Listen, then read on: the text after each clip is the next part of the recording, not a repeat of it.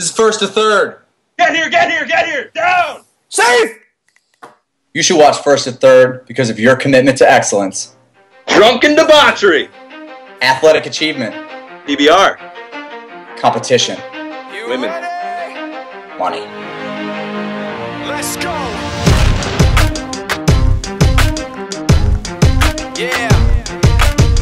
For those of you that want to know what we're all about, it's like this, y'all. This is 10% luck, 20% skill, 15% concentrated power of will, 5% pleasure, 50%. That's the shocker. Welcome to First to Third. Today we're lucky enough to have Dale Banks, captain of Washington, D.C.'s Rush Hour Kickball Club. What's up? RHKC made their first circuit appearance in the D.C. Open this year and played tough against some of the top teams in the nation. Welcome, Dale. What up, Dale? Thanks, guys. I appreciate it. So, Dale, how long have you been playing kickball, and how did you guys get involved? Well, this is my third year. First year we played in a league that's still going on. They're out of Clinton, Maryland, called the Urban Inspirational Kickball League. Yeah. And the commissioner of our league had brought enough teams into that league where he felt, or actually she felt, it's Gina Carruthers and Butch. They're sort of a tandem. And they had brought enough teams into the Urban Inspirational Kickball League to where they felt that they could start their own league. And one of the things they wanted to do was get back to the smaller ball. The UIKL, they play with a 13-inch ball, actually. Oh, God. Which makes it a little more interesting. It's more of an infield game, as you can imagine. You can't kick it out of the infield. It's hard to kick it out of the infield. The ball tends to float a little bit, and there are a lot of athletes in the UI. So, you know, bunting and running is definitely the strategy there. So, what Butch and Gina wanted to do was create their own league with the standard ball, so that we would be able to do what we're doing now, which is branching out and trying to play some other leagues. Very cool. Dale, you'd mentioned when we were talking earlier that your rules that you guys play with are a little bit different than the circuit. You want to mention some of the notable differences? Notable differences. Pitching, there's no 2-bounce minimum. That's probably one of the first things people will notice. The better pitchers in our league tend to 1-bounce, and we've even had an occasion with a pitcher or two where they've been able to throw the ball and land it directly on. So it's a little challenging from a kicking perspective, but at the same time, it kind of makes everyone a little better at reading the ball and getting a foot on the ball. Are these guys throwing straight down the pipe, or are they actually putting a little bit of spin on the pitch? Putting a spin on the pitch. Even the guys that pitch 2 or 3 bounces, it's some nice English on the ball. So it definitely takes a good eye and concentration to get a foot on the ball. Cool.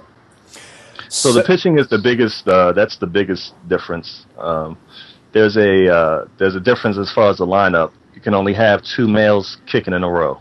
Gotcha. Maximum. Yeah. So several teams across the country do that. They stick to, I guess, the traditional softball lineup.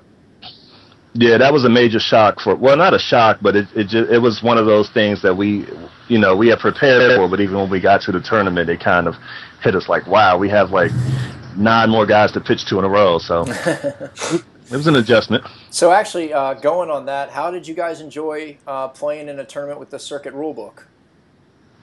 Oh, we had a good time. It was excellent. I actually had been keeping an eye on the Kickball 365 boards for over a year now, so I was aware of the tournaments last year, but just wasn't in a place to where I could get a team to go and be competitive. So I felt that this year was a good year, which is why I started Rush Hour to begin with. Well, we're glad you joined us at DC, and we're looking forward to seeing you in a couple future events, that's for sure. Absolutely. So, Dale, now that you guys have gotten your first taste of the circuit, what are your plans for the team going forward? Have you guys sort of taken a look toward the coming year? Think about what you guys are going to do? Well, we're definitely looking at New York. It's a strong possibility. Maybe with a couple of different players, probably a little slimmed down from what we had at the DC tournament. I think we had 19 players, so we may end up taking up 13 or 14 this time around. We had some folks who frankly just don't want to travel. Sure. Yep. And it's the end of recess season, so some of us are a little kickballed out, but we'll try to get a team together and head up there. Great. Very cool. So, Dale, back home in your regular league, who's your big rival? You have any big face-offs against any of the tough teams around there? Deja Vu is our biggest rival, and they were in the DC tournament as well, and they did really well. We were proud of them. We have a fierce rivalry, but we're all friends. We definitely look up to them as far as structure and how dedicated they are to winning. We played them in the finals of our league and lost 3-2.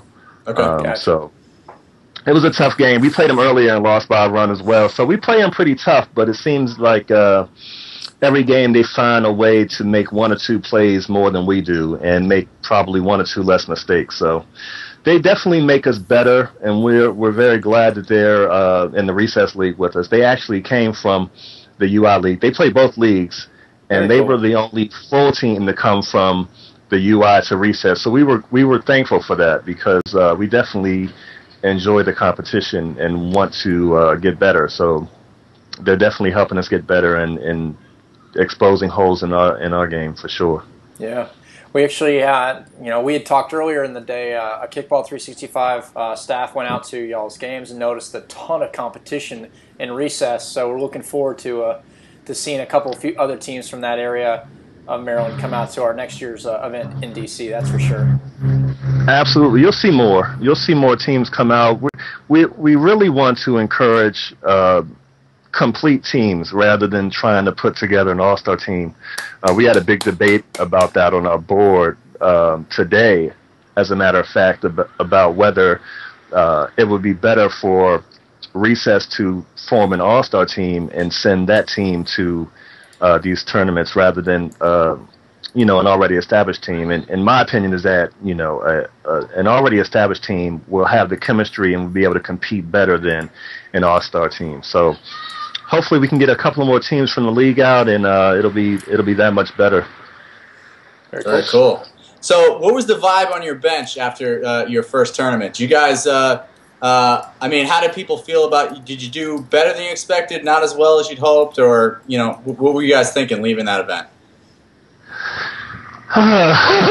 We were really expecting to go all the way. I mean, not to take away from the teams that were in the tournament, but that's just, our mentality. And we've enjoyed, moderate success in our league. So we were thinking, show up and do what we do and move on. But of course, we're knowing what we're up against, and we know that, there's not money on the table for nothing. Right. The teams are definitely preparing, and they're doing the same things we're doing. So we were a little shocked to come out the way we did, getting shut out our first two games, because we knew the pitching wouldn't be the challenge. It would be the defense. Mm-hmm. So we were a little surprised that we weren't able to score more. And I think part of it was just being sucked into the button run, which isn't really Rush Hour's forte.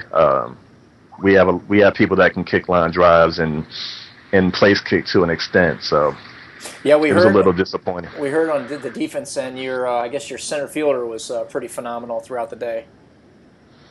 Absolutely. Our women, we really take pride in the fact that our women can play multiple positions. We can stick our women in the outfield pretty much everywhere, but charger and pitcher for the most part. We can stick our women, and they can be successful. So we were proud of that. And that's so crucial for the circuit, because the way these games go, there's just no place to hide anyone, and everyone on the team has to pull their weight on offense and defense. So I mean, you've already got the first the piece in place for a successful team. Did any of the teams that you played stand out? Were you particularly impressed by anyone, or did you see any players that jumped out at you as being excellent? Well, we were equally impressed with Lock It Up and the situation. Ooh. I mean, their defense was just... You just made Ad-Rock really happy. Their defense...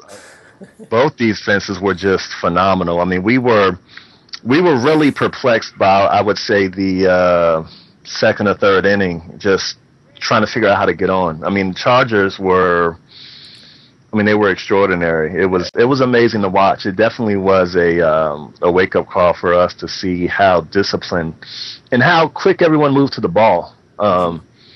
That's something that even in our league we don't see as much. We usually have a few guys who try to be superheroes and swoop in and grab the ball from a far distance. But on these teams in the 365 tournament, everyone was very aggressive towards the ball. Yeah, I think you saw two of the best, or I guess you guys stayed to the very end in the stadium and got to see IB's Pat, Meatballs Flades. So you definitely saw two of the best in the country. Yeah, well, I had actually went back to the hotel. I had to get ready for the playoffs the next day, but a few of my teammates stayed, and they pretty much filled me in on the finals, and we have a long way to go. I'll just put it like that. Well, I tell you, that quickness to the ball, as much a function of athleticism as it is, it's also a function of just developing that timing and getting in that rhythm of when the kicker's going to strike the ball and how you can be already in motion and that always just comes from practice.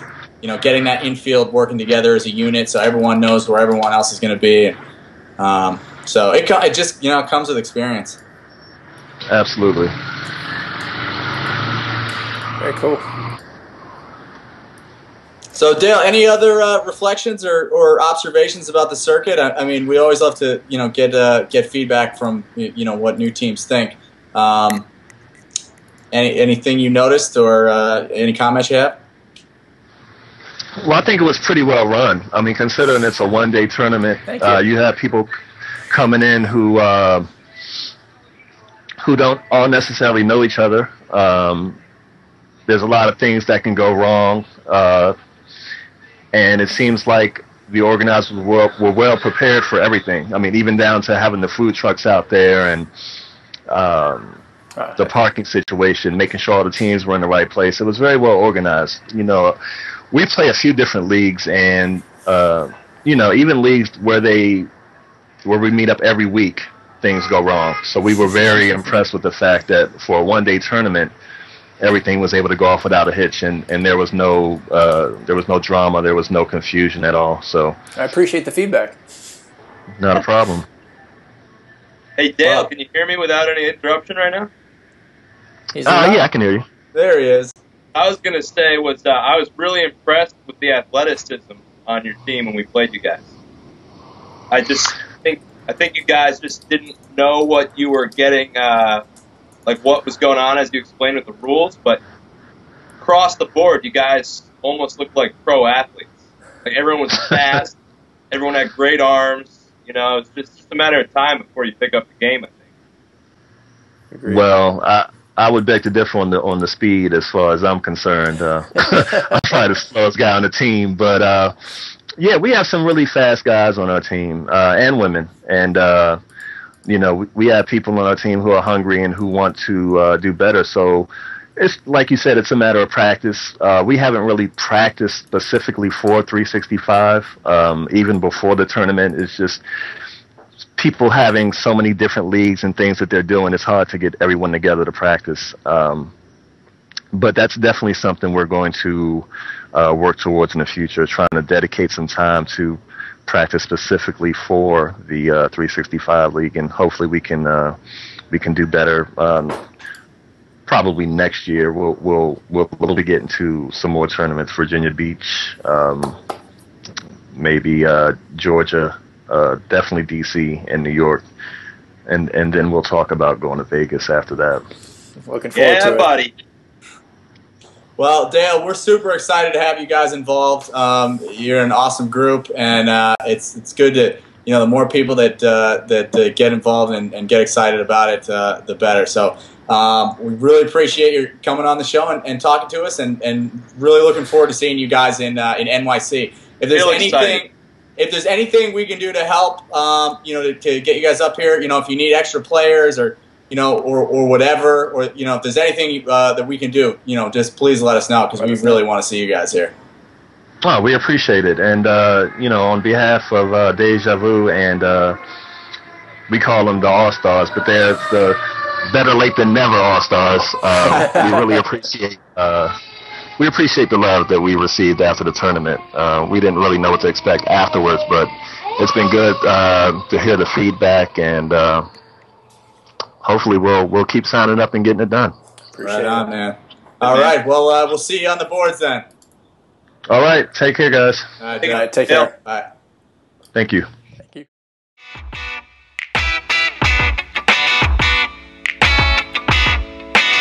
What? King of the ghetto, what they call me, cause I rule this bitch. I'm about business, I don't participate in foolishness, but every now and then some